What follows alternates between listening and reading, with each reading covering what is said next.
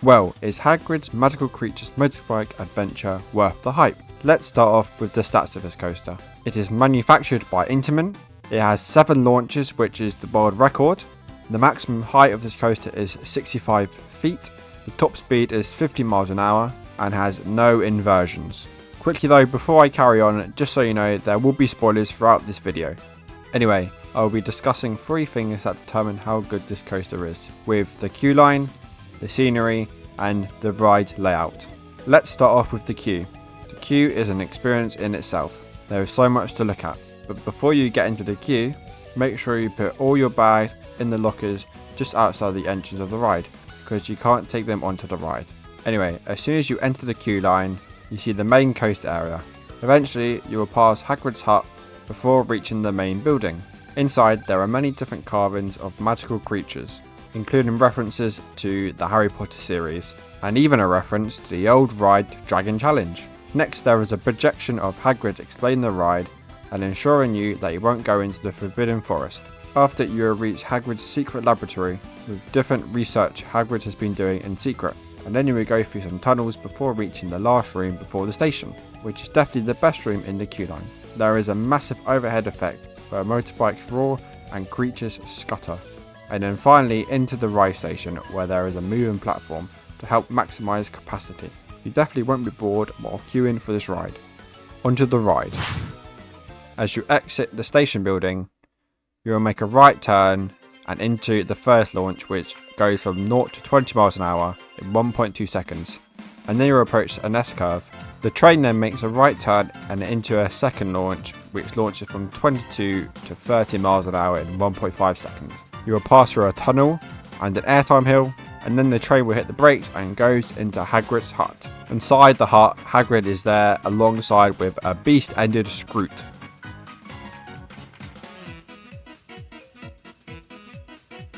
And then you will exit Hagrid's hut. The train makes a right turn and launches from 0 to 32 miles an hour in 3.5 seconds up a hill. And then you will dive down into a tunnel and go through several banked curves.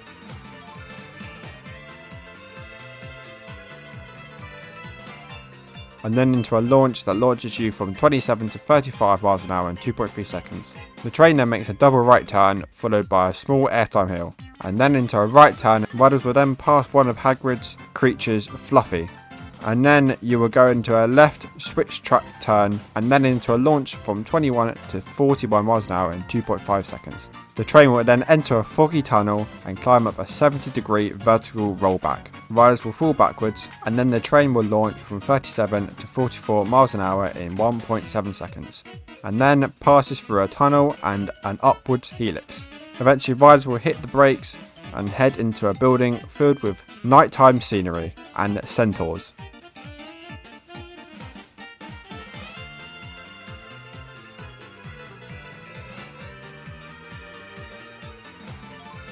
And then riders will enter a room filled with Devil's Snare.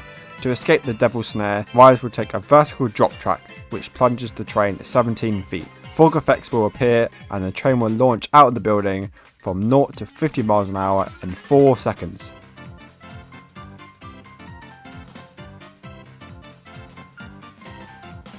The train makes a left bank turn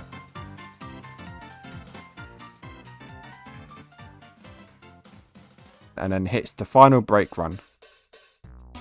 A unicorn can be seen on the left side before the train returns to the station. There are speakers on the train where Hagrid talks to you throughout the ride, which adds to the experience. Altogether, this is one of the best coasters in terms of an overall experience, from the scenery and the queue line experience itself to the storytelling throughout the coaster. If you visit Universal Orlando, this is a must-do ride, especially if you're a Harry Potter fan, and it is also a great coaster for the whole family to experience. So overall, I will give this coaster a solid 9. This is because I prefer a more high-thrill coaster, but Hagrid still has a great layout and the theming is amazing. But what do you guys think about this coaster? Leave your thoughts in the comments down below, and I'll see you in the next video.